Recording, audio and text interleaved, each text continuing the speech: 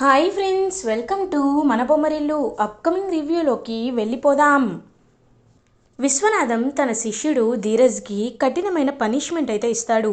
నువ్వు ఈ మధ్య కాన్సన్ట్రేషన్ని బాగా కోల్పోతున్నావు, కాబట్టి ఇంకొకసారి నువ్వు నాకు ఎదురు సమాధానం చెప్పినా, నాపై వాయిస్ రైజ్ చేసినా నీకు ఇంతకంటే ఘోరమైన పనిష్మెంట్ ఇస్తాను అని చెప్పి అక్కడి నుండి వెళ్ళిపోతారు. ఆ కోపాన్ని మనసులో పెట్టుకున్న ధీరజ్ వాళ్ళ ఫ్రెండ్స్ని కలిసి, రేయ్, మా టీచర్ ఫోటో ఇది, వీని కాళ్ళు చేతులు విరక్కొట్టేయండి, అప్పుడు నా వాల్యూ ఏంటో అతనికి తెలుస్తుంది అని విశ్వనాథంని చంపించే కాళ్ళు చేతులు విరక్కొట్టించి ఆయన బాక్సింగ్కి పనికి రాకుండా చెయ్యాలి అని డిసైడ్ అయిపోతాడు ఆయన శిష్యుడు ధీరజ్.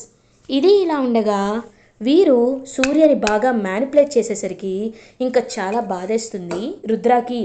రుద్ర అంత బాధపడడం చూసిన గంగకి ఎలా అయినా వీరుకి తగిన బుద్ధి చెప్పాలి అని డిసైడ్ అవుతాడు. అలా గంగ ఇంకొక థ్రెడ్ కట్టి గంగ కావాలని రుద్ర కాళ్ళపై వీరు పడేలా చేస్తుంది. ఇంకా ఒక్కసారిగా రుద్ర చూస్తూ ఉంటాడు. వెంటనే కావాలనే గంగ, అయినా ఒక్కొక్కసారి ఇలా జారడం దిగజారడం నీకు అలవాటే కదన్నయ్య, ఆ అలవాటుని ఇకపై అయినా మానుకో అని ఇండైరెక్ట్గా రుద్ర జోలికి వస్తే నీ సంగతి ఇంతే అని వార్నింగ్ ఇస్తుంది గంగా. ఇది ఇలా ఉండగా సుధా గంగాకి కాల్ చేస్తుంది. హలో అమ్మ గంగా, నీతో కొంచెం మాట్లాడాలి అని అంటారు. ఏమైంది అమ్మగారు అని అడుగుతుంది. నేను చెప్తాను కదా, నువ్వు మా ఇంటికి రా అమ్మా అని చెప్పి ఇంకా ఇంటికి రమ్మంటారు. వెంటనే గంగ రుద్ర దగ్గరికి వెళ్ళి, సార్, మీ అత్తమ్మ గారు ఎందుకో మనల్ని ఇంటికి పిలుస్తున్నారు, రండి సార్ వెళ్దామని ఇంకా అలా గంగ అండ్ రుద్ర ఇద్దరు కలిసి ఇంటికైతే బయలుదేరుతారు. ఇంకా సుధా, రండి, మీ గురించే ఎదురు చూస్తున్నాను, రేపు గుడిలో కుంకుమార్చన జరిపిస్తున్నాను, అది చూసిన వాళ్ళకి చాలా మంచి జరుగుతుంది, భార్యాభర్తలు ఎప్పుడూ సంతోషంగా సుఖంగా ఉండాలి అని కోరుకుంటూ ఆ వ్రతాన్ని జరిపిస్తాం, కాబట్టి మీరు హ్యాపీగా ఉండాలి అని ఇంకా సుధా చెప్తారు. అత్తమ్మ, మిమ్మల్ని చూస్తుంటే మాకు చాలా అంటే చాలా సంతోషంగా ఉంది, నిజంగా ఈ సంతోషాన్ని ఎలా సెలబ్రేట్ చేసుకోవాలో కూడా అర్థం కావటం లేదు, ఎంతైనా మీరు, మేము తప్పకుండా రేపు గుడికి వస్తామని చెప్పి ఇంకా అలా గంగా రుద్ర రంగ ముగ్గురు బయలుదేరబోతుంటే అప్పుడే విశ్వనాథం అక్కడికి వస్తారు. వచ్చి ఇంకా చూసి ఒక్కసారిగా షాక్ అవుతారు. మీరేంటి ఇక్కడ అని అడుగుతారు. వెంటనే గంగ ఏదో చెప్పబోతుంటే సుధా అక్కడికి వచ్చి, నేనే పిలిచానండి, ఎందుకంటే రేపు మనం సామూహిక కుంకుమార్చన చేయిస్తున్నాం కదా, ఆ విషయంలో వాళ్ళు వస్తారు అని నేనే ఇన్వైట్ చేశాను అని అంటారు. అదేదో డైరెక్ట్గా ఫోన్ చేసి చెప్పొచ్చు కదా, ఇంటికి ఎందుకు పిలిపించుకోవడం అని అంటారు. తను చాలా చలాకీ అమ్మాయి కదా, అందుకే ఒకసారి తన్ని కళ్ళతో చూడాలనిపించింది, అందుకే పిలిపించుకున్నాను అంతే అని అంటుంది. ఎక్కడ ఉన్న వాళ్ళని అక్కడే ఉంచు సుధా అని చెప్పి లోపలికి వెళ్ళిపోతారు. మీరు ఆయన మాటలు ఏం పట్టించుకోకండి, నేనున్నాను కదా, నేను చూసుకుంటాను, మీరేం కంగారు పడద్దు, రేపు మాత్రం పొద్దున 9 వచ్చేయాలి, సరేనా అని అంటారు. ఓకే మేడం అని చెప్పి ఇంకా అలా ఎంతో హ్యాపీగా రుద్ర గంగారంగా ఇంటికి రీచ్ అవుతారు. ఇది ఇలా ఉండగా నైట్ అవుతుంది. వీరు ఒక మనిషికి చెప్పి స్నేహకి క్లోజ్ అవ్వమని చెప్తాడు కదా, ఒకడికి రోహిత్ అనేవాడికి, ఇంకా వాడికి కాల్ చేస్తాడు. రేయ్, ఇప్పుడు స్నేహ ఖచ్చితంగా పార్టీకి బయలుదేరుతుంది, ఆ పార్టీలో నువ్వు స్నేహాని ఎంతో ఎంతో హ్యాపీగా జాలీగా రైడ్కి తీసుకువెళ్ళు, అప్పుడు స్నేహ నీతో పాటు వచ్చేలా చేయనంటారు. కానీ ఎలా సార్, తను నాతో రాదు కదా అని అంటారు. కరెక్టే, కానీ నేను చెప్పిన ఒక ట్యాబ్లెట్ తనకిస్తే తను ఖచ్చితంగా నీతో పాటు వస్తుంది, అండ్ ఈ విషయం ఖచ్చితంగా సూర్యకి తెలిసే ఉంటుంది అని చెప్పి ఇంకా అలా వెంటనే చెప్పేసరికి ఒక్కసారిగా ఇంకా ట్యాబ్లెట్లో అయితే కలుపుతాడనమాట. కలిపి ట్యాబ్లెట్ని జ్యూస్లో కలిపి ఇస్తాడు. స్నేహ, ఇదిగో, ఇది కేవలం జ్యూస్ మాత్రమే, ఇంకేమీ కాదు, తాగు అని చెప్పి కావాలనే ఇస్తాడు. పాపం స్నేహ ఆ జ్యూస్ అయితే తాగుతుంది. ఇంకా అలా స్నేహం తీసుకొని, ఇప్పుడు లాంగ్ డ్రైవ్కి ఏం వెళ్తాను, ఇంత మంచి అమ్మాయి, ఈ అమ్మాయిని నేను హ్యాపీగా చూసుకుంటాను అని చెప్పి ఇంకా అలా తన్ని లోపలికి తీసుకువెళ్ళిపోతుంటే, రూమ్లోకి తీసుకువెళ్ళిపోతుంటే ఒక చెయ్యి వచ్చి అడ్డుకుంటుంది. ఆ చెయ్యి ఎవరిదో కాదు, రుద్రాదన్నమాట. ఇంకా రుద్ర ఒక్కసారిగా వాడి చెయ్యి మెలి తిప్పి పట్టుకుంటాడు. ఇంకా వెంటనే గంగా ఏమో పాపం స్నేహ కళ్ళపై వాటర్ కొడుతుంది. స్నేహ మెల్లగా మెలకువలోకి వస్తుంది. ఇంకా వాడినైతే ఆ రోహిత్నైతే రుద్ర గట్టిగా చెంప పగలకొట్టి, ఎంత ఎంత ధైర్యంరా నీకు? ఇంక వాడిని కొట్టి తరిమేసేసరికి స్నేహ అన్నయ్య అని రుద్రాని హక్ చేసుకుంటుంది. అన్నయ్య నువ్వు రాకపోతే ఇవాళ నా జీవితం ఏమైపోయేదో అని అంటుంది. స్నేహ నువ్వేమీ కంగారు పడద్దు, నేనున్నాను కదా, నేను చూసుకుంటాను అని చెప్పి ఇంకా అలా పాపం ఆలోచిస్తారనమాట. రుద్ర ఈ విషయాన్ని ఇంట్లో ఎవరితో చెప్పొద్దులే అని చెప్పి ఇంకా అలా ఇంటికైతే తీసుకువెళ్ళిపోతారు స్నేహాని. ఇంకా వెంటనే సూర్య, ఏంటి మా చెల్లెల్ని మీరు తీసుకొస్తున్నారు అని అడుగుతారు. తను ఆయనకు కూడా చెల్లెలే అని అంటుంది గంగ. ఏ అలా అని మీరు అనుకుంటున్నారా? మేమైతే అనుకోవటం లేదు. అయినా ఆయన చెల్లెలు ఎలా అవుతుంది? సర్లే అదంతా మాకెందుకు, కానీ ముందు స్నేహ ఏంటి డల్గా ఉన్నావు, వెళ్ళు రెస్ట్ తీసుకో అని అంటారు. ఛీ నువ్వు మారవన్నయ్యా, అస్సలు మానవని చెప్పి ఇంకా అలా అక్కడి నుండి వెళ్ళిపోతారనమాట స్నేహ. ఇది ఇలా ఉండగా మార్నింగ్ అవుతుంది. రుద్ర అండ్ గంగ ఇద్దరు టెంపుల్కి రీచ్ అవుతారు. విశ్వనాథం సుధా టెంపుల్కి రావాలి అని అనుకుంటుంటే దారి మధ్యలో ధీరజ్ పెట్టిన రౌడీలైతే అలా ఇంకా కాపు కాచుకొని కూర్చుంటారు. రేయ్ ఎవర్రా మీరు అని అడుగుతారు. సార్ మేమెవరో మీకు తర్వాత చెప్తాం, కానీ ముందు మీ కాళ్ళు చేతులు విరక్కొట్టమని డబ్బులు ఇచ్చారు సార్, రండి విరక్కొట్టి పంపిస్తాం అని చెప్పి ఇంకా రౌడీలు కొట్టబోతుంటే ఒక్కసారిగా ఇంకా విశ్వనాథం అయితే అలా ఉంటాడనమాట. ఇంకా విశ్వనాథన్ని కొట్టడానికి ట్రై చేస్తూ ఉంటారు రౌడీలు. అప్పుడే కరెక్ట్గా సుధా ఏమో రుద్రాకి కాల్ చేస్తుంది. హలో బాబు రుద్ర, మేము గుడికి బయలుదేరుతుంటే ఇంటి నుండి అక్కడ ఆయన కొడుతున్నారు బాబు, మీరు త్వరగా రండి అనేసరికి ఇంకా గంగ అండ్ రుద్ర ఇద్దరు కలిసి బయలుదేరుతారు. ఒకడు ఒక కత్తి తీసుకొని ఆయన కాళ్ళపై కొట్టాలి అని చూసేసరికి ఒక చెయ్యి వచ్చి అడ్డుకుంటుంది. ఆ చెయ్యి ఎవరిదో కాదు, ఇంకా అలా తన కూతురు గంగాది అన్నమాట. ఇంకా గంగ చెయ్యి చూసి ఒక్కసారిగా షాక్ అయిపోతారు విశ్వనాథం.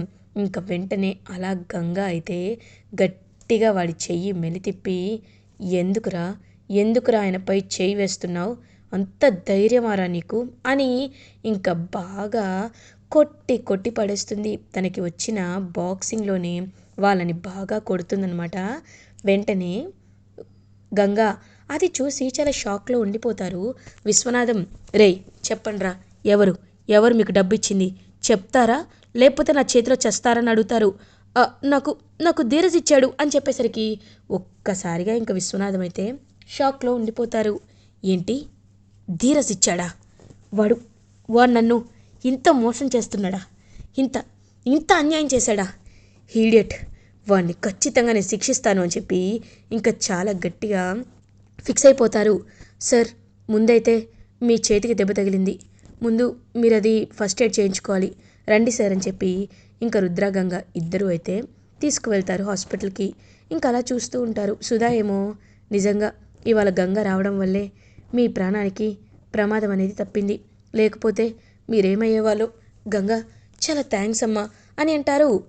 ఏం పర్లేదు, నేనున్నాను కదా, నేను చూసుకుంటాను అమ్మగారు అని చెప్పి ఇంక పాపం అలా చూస్తూ ఉంటుందన్నమాట గంగ. అప్పుడే కరెక్ట్గా ఆ సార్కి కొంచెం బ్లడ్ అవసరం అని అంటారు. ఏ బ్లడ్ గ్రూప్ అని అడిగేసరికి ఓ నెగిటివ్ అంటారు. సార్ నాది కూడా అదే ఓ నెగిటివ్, నేను ఇస్తాను. ఇంకా అలా విశ్వనాథంకి గంగా బ్లడ్ ఇచ్చేసరికి చాలా హ్యాపీగా చూస్తూ ఉంటుంది సుధా. ఏ జన్మలో ఏ రుణం ఉన్నామో తెలీదు, కానీ నీ ద్వారా మేము ఇంత సంతోషంగా ఉన్నామమ్మా అని పాపం ఎంతో హ్యాపీగా చెప్తారు సుధా. ఇది ఇలా ఉండగా ఈవినింగ్ అవుతుంది. గంగారుద్ర ఇద్దరు ఇంటికైతే రీచ్ అవుతారు. అలా ఇంకా ఎంతో అంటే ఎంతో హ్యాపీగా ఫ్యామిలీ మెంబర్స్ అందరూ కూర్చొని మాట్లాడుకుంటుంటే అప్పుడే కరెక్ట్గా రాఘవ అయితే అక్కడికి వస్తారు. వచ్చి చూస్తూ ఉంటారు.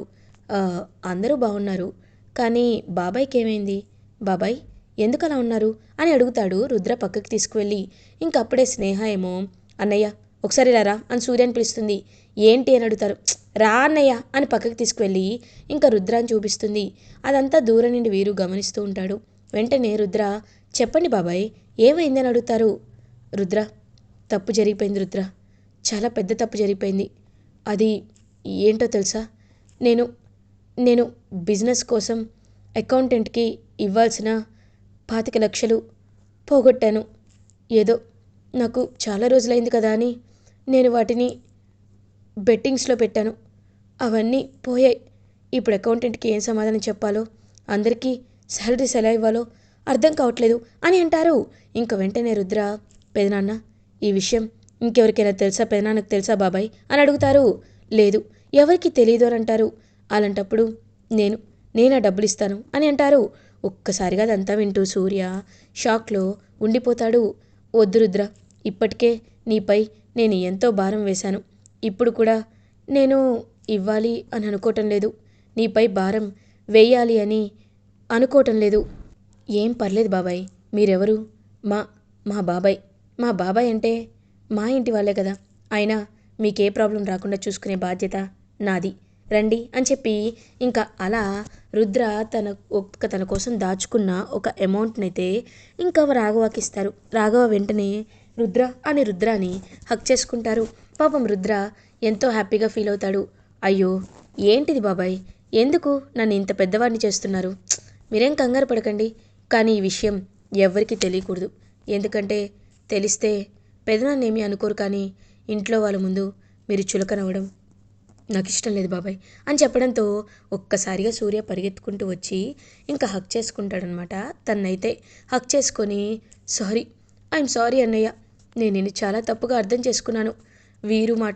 వీరు బ్రోయిన్ల మాటలు విని నువ్వు మంచివాడివి కాదనుకున్నాను. నువ్వు కావాలని ఇదంతా చేస్తున్నావని అనుకున్నాను. కానీ నాకు ఇప్పుడు అర్థమైంది నువ్వు ఎంతో మంచివాడివని అని ఇంకా అలా చెప్పేసరికి ఒక్కసారిగా షాక్లో అయితే ఉండిపోతాడనమాట. తనైతే రుద్ర, మీరేమీ కంగారు పడకండి, నేనున్నాను కదా, నేను చూసుకుంటాను. సూర్య, నీకు ఇంకొక విషయాన్ని కూడా నేను చెప్పాలి అనుకుంటున్నాను. ఎప్పుడు నీ ఓన్ కాళ్ళపై నిలబడాలి అనుకోవడం ఎలాంటి తప్పు కాదు, అది ఎవరైనా ఉండొచ్చు.